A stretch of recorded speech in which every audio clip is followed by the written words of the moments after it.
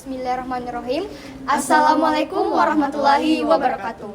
Kami dari UPT SMA Negeri 11 Pangkep. Dengan saya Kanita Tanfika sebagai pembicara pertama, saya Rana Zahira sebagai pembicara kedua, dan saya Nursalihah Hamid sebagai pembicara ketiga. Dengan mosi perdebatan penggunaan AI dalam proses belajar mengajar. teknologi termasuk AI bergantung pada cara penggunanya. Seperti analogi pisau, AI bisa disalahgunakan khususnya dalam pendidikan formal. Meski ada potensi penyimpangan, kami menjamin manfaat AI akan sangat besar jika digunakan dengan bijak oleh penggunanya. Kami dari tim proposisi mendukung penuh mosi perdebatan hari ini dengan bunyi penggunaan AI dalam proses belajar mengajar. Definisi. Yang pertama adalah AI atau Artificial Intelligence adalah teknologi yang diciptakan manusia untuk membantu pekerjaan, memecahkan masalah, meningkatkan efisiensi, dan juga otomatisasi. Yang kedua, proses belajar mengajar adalah interaksi guru dan siswa dalam pendidikan untuk memahami materi, di mana guru sebagai fasilitator dan siswa sebagai penerima, pencari, dan pengolah informasi. Selain materi, juga mencakup tugas administratif seperti absensi, laporan belajar, dan sebagainya untuk guru. Hal ini didukung dengan berlakunya kurikulum mereka yang memang dirancang agar siswa-siswi dan pengajar memiliki kebebasan dalam pembelajaran, sehingga dengan penggunaan AI, hal ini akan mendukung kurikulum tersebut untuk mewujudkan situasi di mana teknologi khususnya AI dapat berjalan berdampingan dengan proses belajar mengajar yang sesuai dengan kebutuhan siswa.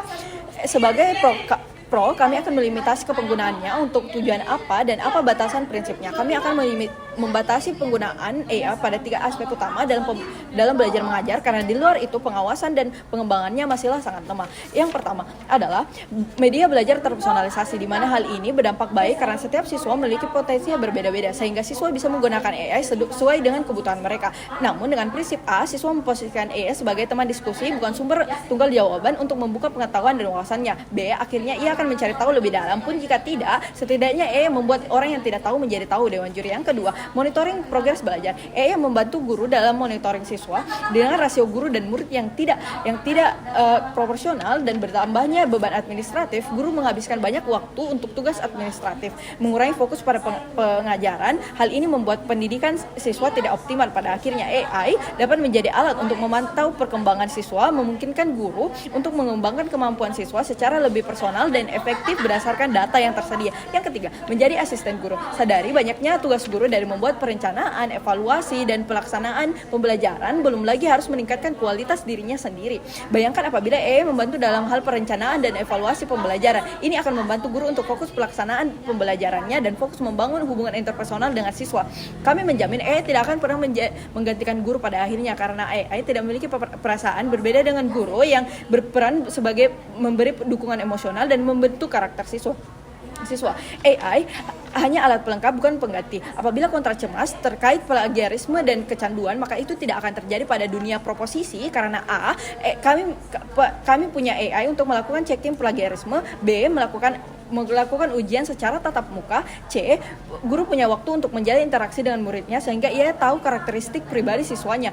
Dan yang terakhir adalah tugas setiap mapel dirancang minim AI seperti eksplorasi lingkungan dalam IPA, sehingga kecanduan AI tidak akan separah itu pada sisi proposisi. Bangga menjadi proposisi.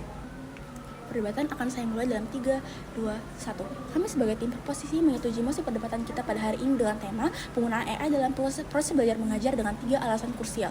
Yang pertama, AI sebagai second brain. Yang kedua, AI yang lebih personalized. Dan yang ketiga, AI yang lebih aksibel dan efisien.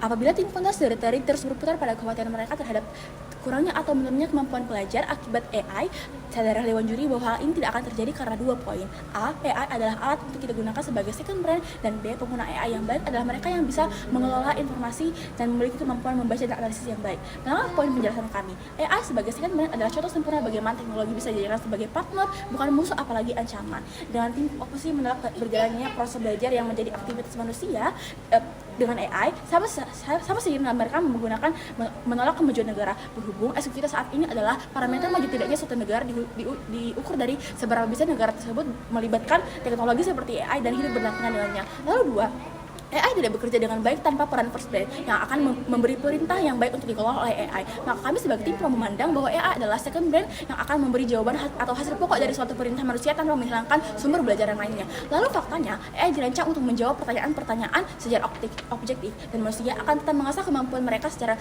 berpikir secara subjektif dengan mengolah kembali data yang dibawakan oleh AI dengan sumber-sumber lainnya. Lalu mari menyadari akan kelebihan teknologi ini. Ada 2, A, AI yang bersifat menyesuaikan, dan B, B. AI yang aksibel dan efisien. Banyaknya tugas administrasi yang ditujukan kepada guru merupakan bagian dari suatu pembelajaran.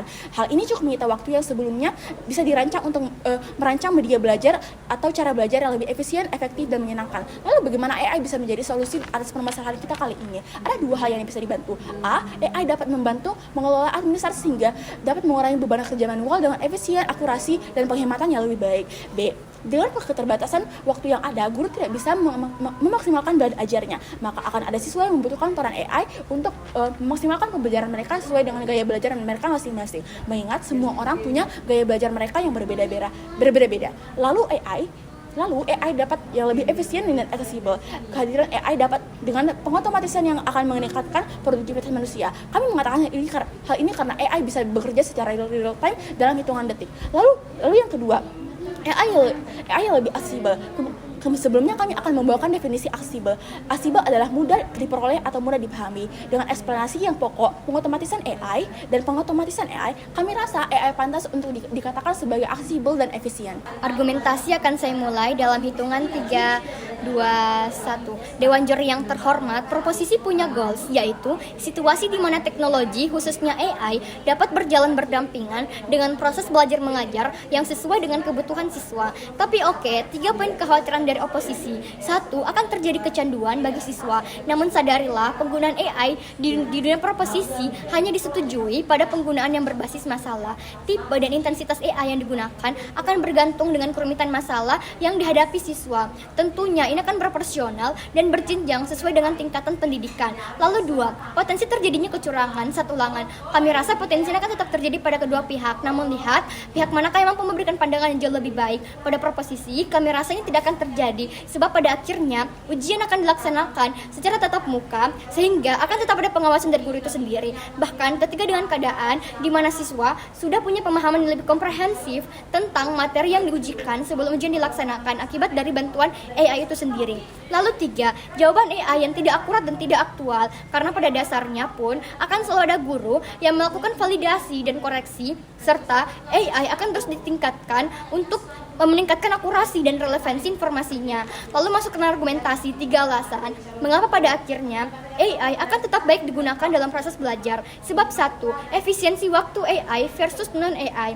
AI mampu memberikan jawaban secara langsung, instan, dan disesuaikan dengan kebutuhan pertanyaan yang pada akhirnya dapat kita gunakan untuk eksplorasi jawaban. Namun akan berbeda ketika kamu menggunakan metode non-AI. Kamu akan menggunakan waktu lama karena pada dasarnya kamu melakukannya secara manual. Lalu 2, mari kita lihat dari sisi siswa itu sendiri. Poin A, personalisasi pembelajaran. AI dapat memberikan pengalaman belajar disesuaikan dengan kebutuhan dan kemampuan individu siswa. Sebab kita tahu jika kemampuan setiap siswa itu berbeda-beda. Lalu poin B, siswa bisa menggunakan AI sebagai teman diskusi, di mana AI ini akan berfungsi sebagai alat bantu yang membantu siswa untuk berpikir kritis dan menggali informasi lebih dalam lagi.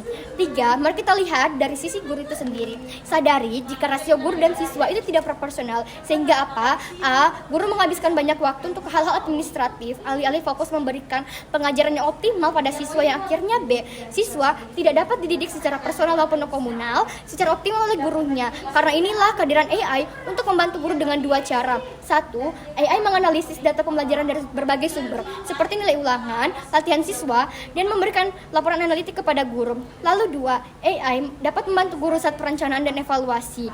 Sehingga apa? Guru dapat lebih fokus untuk memberikan materi pembelajaran kepada siswa dengan jauh lebih baik. Dengan itu bangga menjadi proposisi.